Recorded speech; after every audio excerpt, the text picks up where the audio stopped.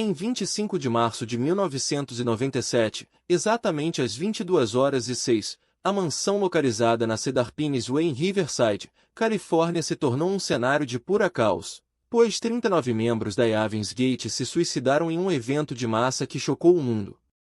A imagem daquela noite fatais está gravada para sempre na mente das pessoas que testemunharam. A mansão, que uma vez era um símbolo de esperança e espiritualidade, agora se erguia como um cenário assombroso para o horror inimaginável que se desenrolou diante dela. O ar estava cheio de uma silenciosa atmosfera sinistra, quebrada apenas pelo som da desesperança e pelo leve zumbido de um VCR ainda tocando um vídeo deixado pelos falecidos. A antiga bela relva, agora manchada pelas lágrimas dos entes queridos, parecia sussurrar a perturbadora pergunta: o que poderia impulsionar seres humanos a tal desespero? O sentimento de perda e devastação pairava sobre todo o cenário, um lembrete poético do devastador preço da devoção cega. Os rostos dos que pereceram estão congelados para sempre no tempo, um testemunho do apertado controle destrutivo da ideologia distorcida de Marshall Applevitch. Applevitch, que uma vez era um líder carismático e um messias autoproclamado, havia convencido seus seguidores de que a única maneira de escapar do iminente destino do cometa Ali-Bop era sair de seus veículos e ascender a um plano superior de existência. Suas palavras, que uma vez estavam cheias de promessas e esperança, haviam levado ao trágico fim de inúmeras vidas, deixando atrás uma trilha de sonhos quebrados e corações partidos. Applevitch mesmo logo seguiria seus seguidores para a noite, tomando sua própria vida no mesmo dia, 26 de março de 1997. Sua visão distorcida havia levado ao colapso de quem ele afirmava amar. Testemunhas afirmam ter visto um grupo de familiares e amigos desolados reunidos fora da mansão, seus rostos marcados pela dor e desespero. Eles falavam de ouvir a silenciosa atmosfera sinistra dentro, interrompida apenas pelo som do VCR ainda tocando ao fundo. Uma testemunha afirmou ter ouvido um sussurro tênue, "Não tenha medo", ecoando pelos corredores, um lembrete gelado do mantra distorcido do grupo.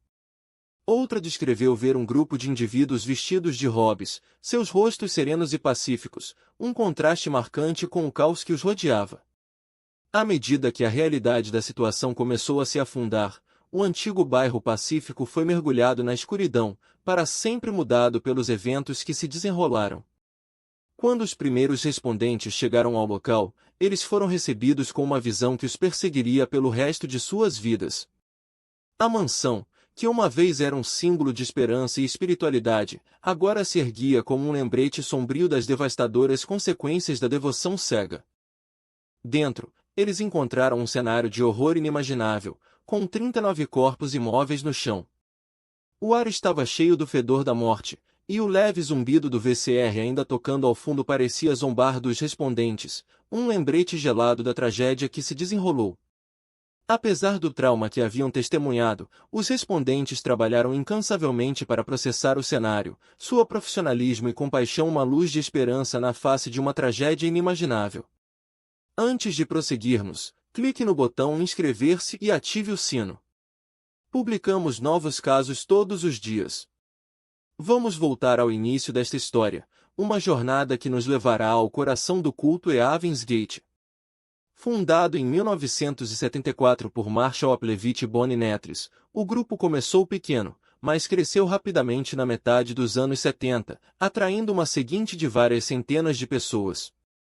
Conhecidos dentro do movimento como Do It, respectivamente, Applevitch e Netris afirmavam ser os dois testemunhos do livro de Apocalipse, e sua mensagem de esperança e salvação ressoou profundamente em quem se juntou ao grupo. À medida que o grupo cresceu, assim cresceu sua influência, atraindo a atenção de estudiosos e autoridades policiais. Mas por trás da fachada de esperança e espiritualidade, uma ideologia escura e sinistra pairava, uma que eventualmente levaria aos eventos trágicos que se desenrolaram naquela noite fatais.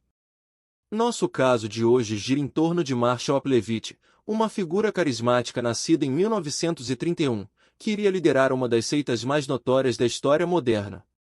Nascido em Amarillo, Texas, a vida de Applevitch na infância foi marcada por uma relação tumultuada com sua mãe, que lutava contra a depressão. Como resultado, O pai de Marshall frequentemente deixava sua mãe e os filhos, criando um sentimento de instabilidade na vida do jovem Marshall. Apesar dessas dificuldades, Applevich iria se tornar um professor respeitado, ensinando teoria musical em uma comunidade de ensino superior em San Diego.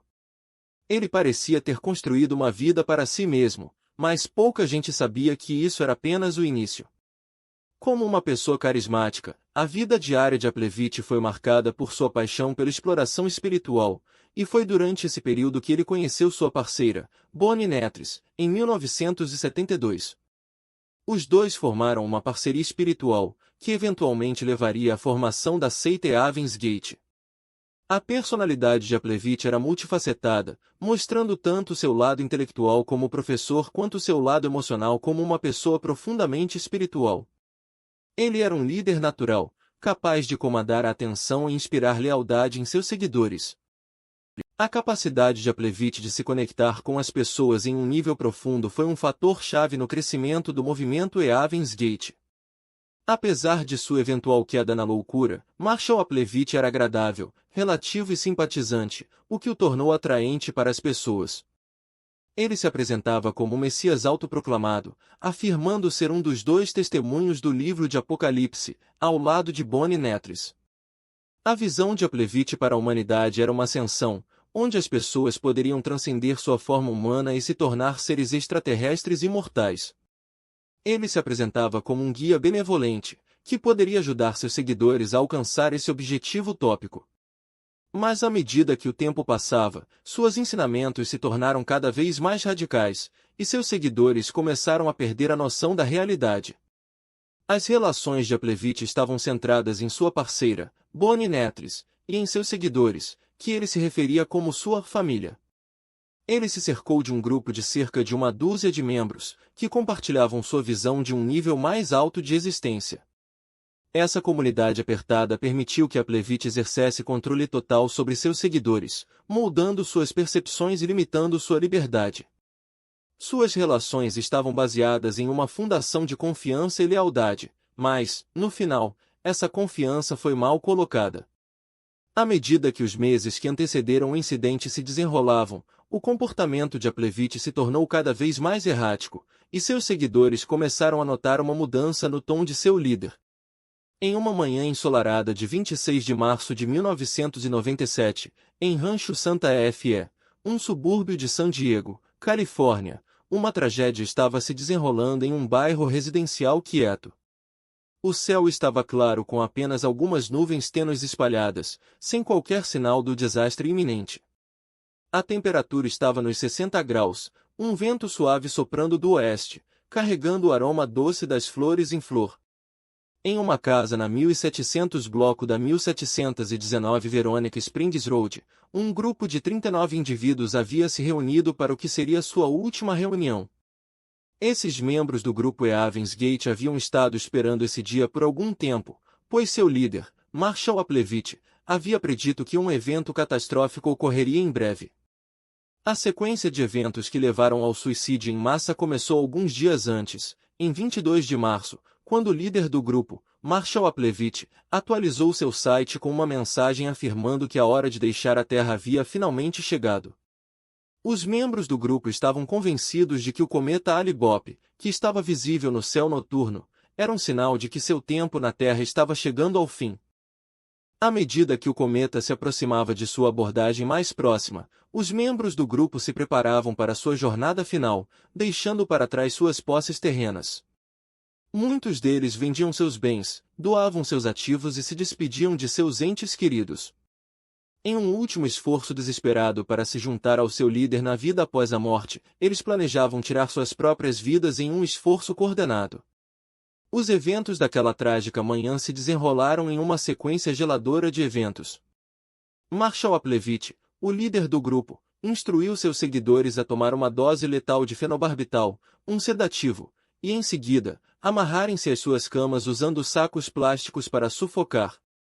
Enquanto os membros do grupo tomavam seus últimos suspiros, acreditavam que seriam transportados para o nível próximo, um estado de iluminação e imortalidade.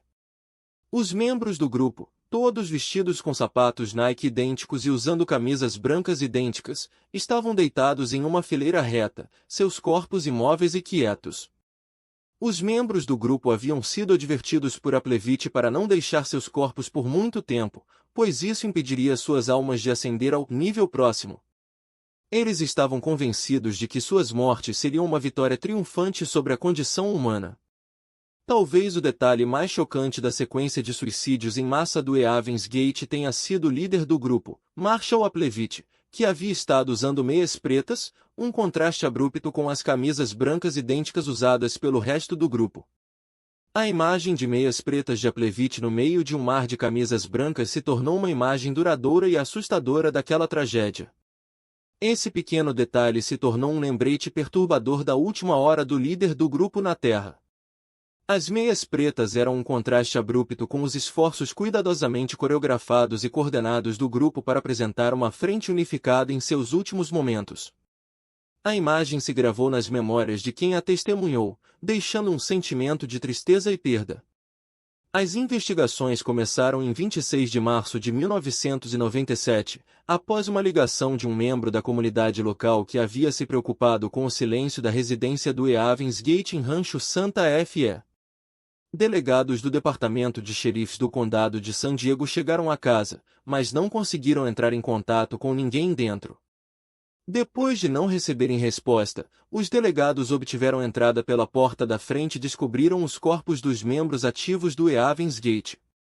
Os delegados chamaram imediatamente para reforço e começaram a investigar a cena, mas sua principal preocupação era o bem-estar daqueles dentro. Logo perceberam que a situação era muito mais complexa do que haviam inicialmente pensado. Um pedaço crucial de evidência que mudou o curso da investigação foi a atualização do site do grupo, que incluía uma mensagem afirmando que os membros estavam felizes e preparados para deixar este mundo e ir com o grupo de Ti. Essa mensagem, combinada com o fato de que os membros haviam tomado uma dose letal de fenobarbital e haviam saído da casa de forma coordenada, sugeriu que as mortes eram o resultado de um ato deliberado e premeditado. O relatório do coroner confirmou que a causa da morte era uma combinação de overdose e lesões auto-infligidas. Os delegados também encontraram uma série de arquivos de computador e documentos que sugeriam que o grupo havia discutido a ideia de suicídio em massa. Esses arquivos incluíam detalhes sobre suas crenças espirituais e suas motivações para tomar essa ação drástica. Os principais suspeitos do caso eram, é claro, os membros falecidos do Evans Gate, mas os investigadores também voltaram sua atenção para outras pessoas que haviam sido associadas ao grupo. Uma pessoa de interesse era uma mulher chamada Lisa Kitty, que havia sido uma das seguidoras mais devotadas do grupo.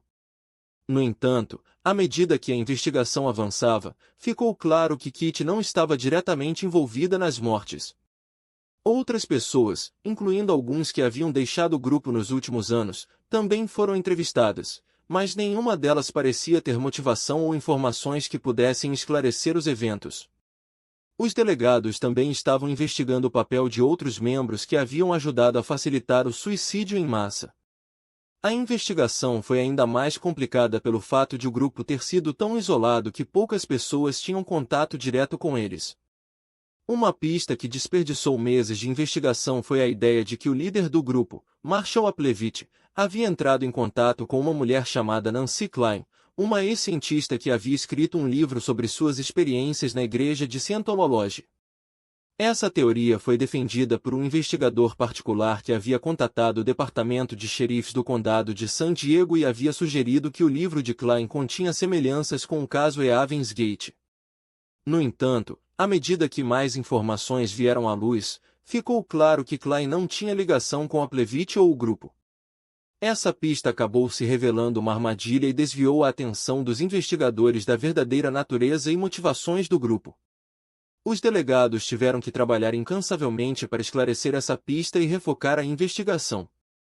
A mídia também pegou essa história, o que complicou ainda mais